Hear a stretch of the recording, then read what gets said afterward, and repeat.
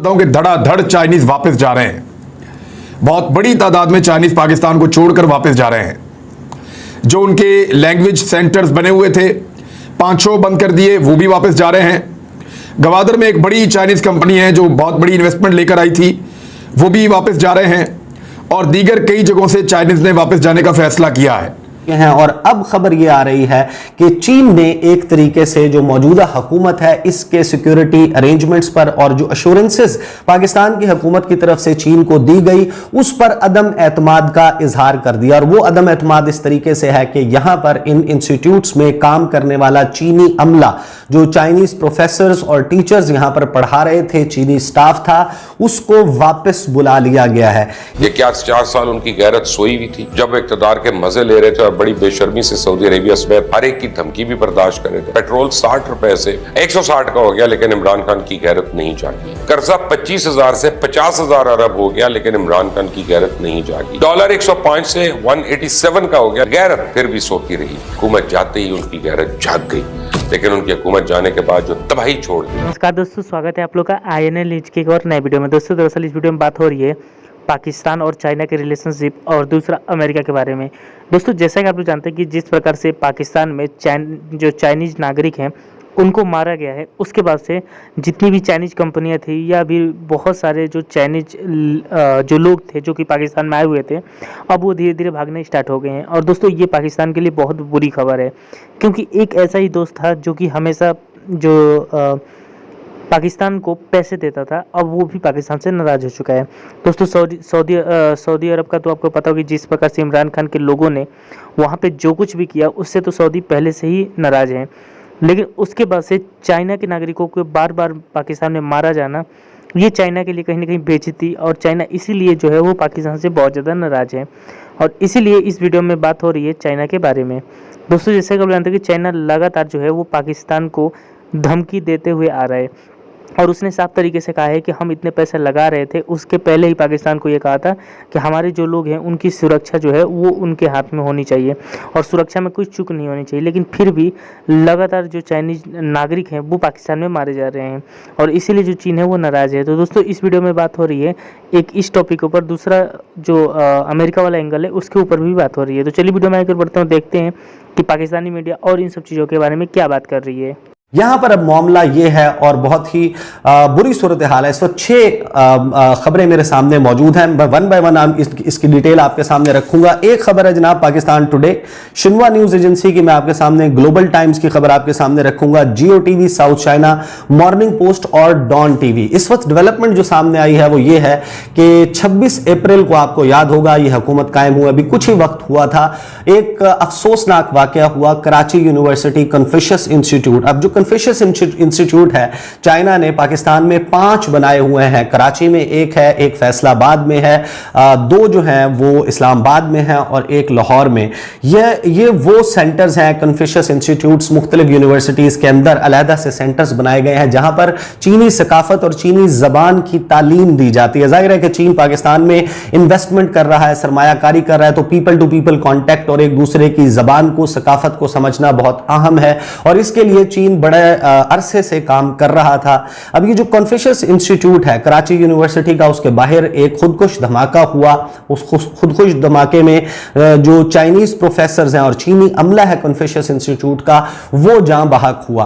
दहशतगर्दी का वाकया था। दहशतगर्दी के वाकयों को रोकना और खासतौर पर सुसाइड बॉम्बिंग को रोकना, पूरी दुनिया में उसके लिए कोई ऐसा साइंटिफिक फुल प्रूफ मैकेनिज्म मौजूद नहीं है कि उस पर काबू पाया जा सके। इस किस्म के वाकयात होते हैं, ये भी एक अफसोसनाक वाकया था। लेकिन उसके बाद तकरीबन अब लगभग आप समझ लें कि 19 से 20 रोज गुजर चुके हैं, और अब खबर यह आ रही है कि चीन ने एक तरीके से जो मौजूदा हुकूमत है इसके सिक्योरिटी अरेंजमेंट्स पर और जो अश्योरेंसेस पाकिस्तान की हुकूमत की तरफ से चीन को दी गई उस पर अदम एतमाद का इजहार कर दिया। और वो अदम एतमाद इस तरीके से है कि यहां पर इन इंस्टीट्यूट्स में काम करने वाला चीनी अमला, जो चाइनीज प्रोफेसर्स और टीचर्स यहां पर पढ़ा रहे थे, चीनी स्टाफ था, उसको वापस बुला लिया गया है।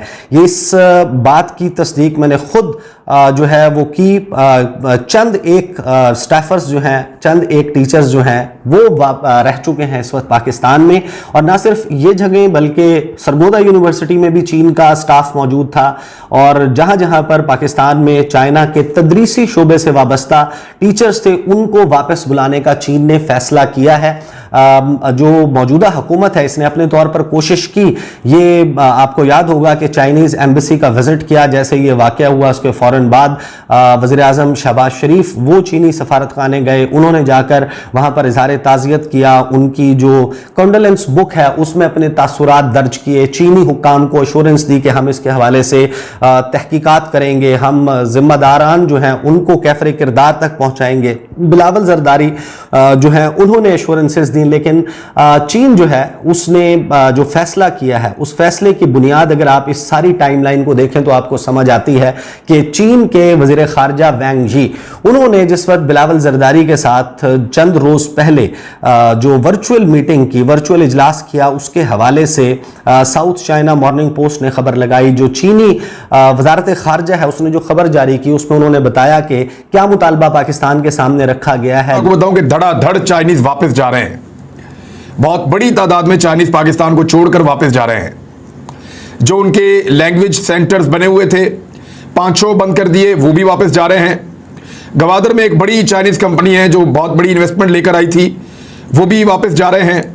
और दीगर कई जगहों से चाइनीज ने वापस जाने का फैसला किया है। क्यों चाइनीज इंजीनियर्स, वर्कर्स और उसातिज़ा वापस चाइना जा रहे हैं? वो ये कहते हैं कि ऑनलाइन पढ़ा देंगे आपके बच्चों को, अभी हम यहाँ नहीं रहना चाहते।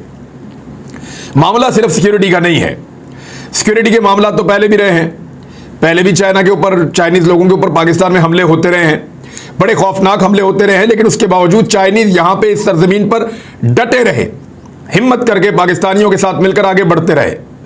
तो चाइनीज डर कर नहीं जा रहे, ये बात तो बड़ी क्लियर है। डर कर जाना होता तो कई साल पहले वापस चले जाते, जब उनके अगवा भी हुए, उनके कत्ल भी हुए, उनके ऊपर यहां लगातार हमले भी हुए, वो कभी नहीं गए।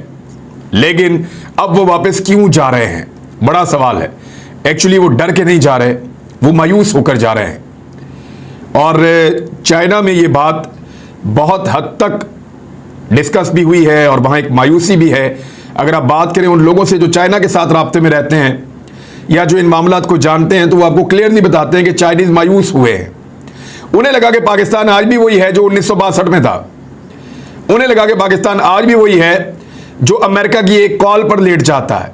उन्हें लगा पाकिस्तान आज भी वही है जो अमेरिका के एक इशारे के ऊपर गुलामी कबूल कर लेता है। तो गुलामों के ऊपर सरमायाकारी कोई नहीं करता, उसका कोई फायदा नहीं होता। चाइनीज इसलिए मायूस हैं कि एक अच्छी खासी हुकूमत को, एक आजाद आदमी को जो चाइना के साथ बेहतर ताल्लुकात बनाकर आगे चल रहा था, उसको निकाल कर गुलामों को लाकर मुसल्लत किया गया है। इस मायूसी में इजाफा तब होता है जब लगातार हमले होना शुरू हो जाते हैं और फिर हमारे चीनी भाई जो हैं वो परेशान होकर वापस जा रहे हैं। इस सिलसिले को रोकना पड़ेगा, ये पाकिस्तान की लाइफ लाइन है।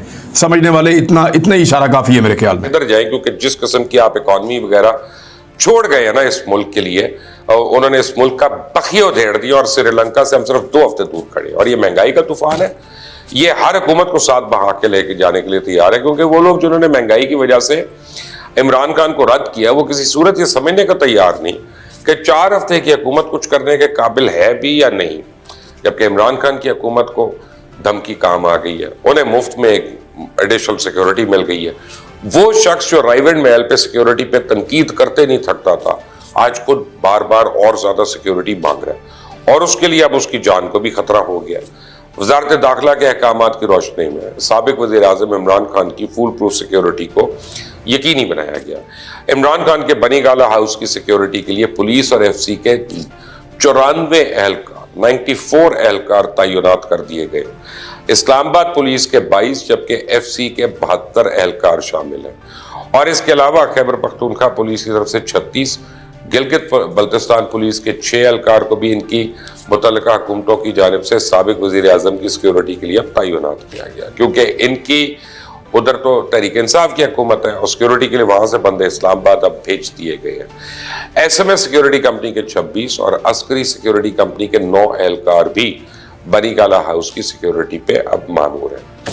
साबिक वज़ीर-ए-आज़म इमरान खान की दारुल हुकूमत इस्लामाबाद से बाहर मूवमेंट के दौरान इस्लामाबाद पुलिस की 4 गाड़ियां और 23 एहलकार, जबकि रेंजर्स की 1 गाड़ी और 5 एहलकार उनके साथ हर वक्त मौजूद होते हैं। वज़ारत दाखिला के ज़ेर निगरान थ्रेट असेसमेंट कमेटी जो है वो इमरान खान की सिक्योरिटी से मुतल्लिक मामलात का मुसलसल जायजा भी ले रही है और वज़ारत दाखिला के मुताबिक गुज़श्ता चंद रोज से साबिक वज़ीर-ए-आज़म इमरान खान अवामी इज्तिमात में अपनी जान को मुमकिन खतरात से मुतल्लिक खदशे का इजहार कर रहे हैं। बतौर साबिक वज़ीर-ए-आज़म उनकी कौमी जिम्मेदारी है कि जान को लाहक मुमकिन खतरात, साजिश और दीगर मामलात से वज़ारत दाखिला और मुतल्लिका इदारों को आगाह करें। अब वज़ारत दाखिला जो है साबिक वज़ीर-ए-आज़म इमरान खान से हासिल शुदा मालूमात और शवाहिद की रोशनी में मज़ीद इक़दाम करेगी। अब एक और मसला हो गया, अब वो बनी गाला में वो कहते हैं कि जी हमारे घर में नौकरों को खाना नहीं दिया जाता, हमारे घर में गार्ड्स को, और इतने गार्ड्स को हम खाना नहीं देंगे, हमें गार्ड्स चाहिए लेकिन उनका चाय पानी खाना वो अलग जो है वो पुलिस और रेंजर्स जो है उनका बार बार बंदोबस्त करेंगे कि वो रहेंगे भी, फिर गाड़ियाँ आएंगी उन लोगों के लिए खाने भी लेके के बाहर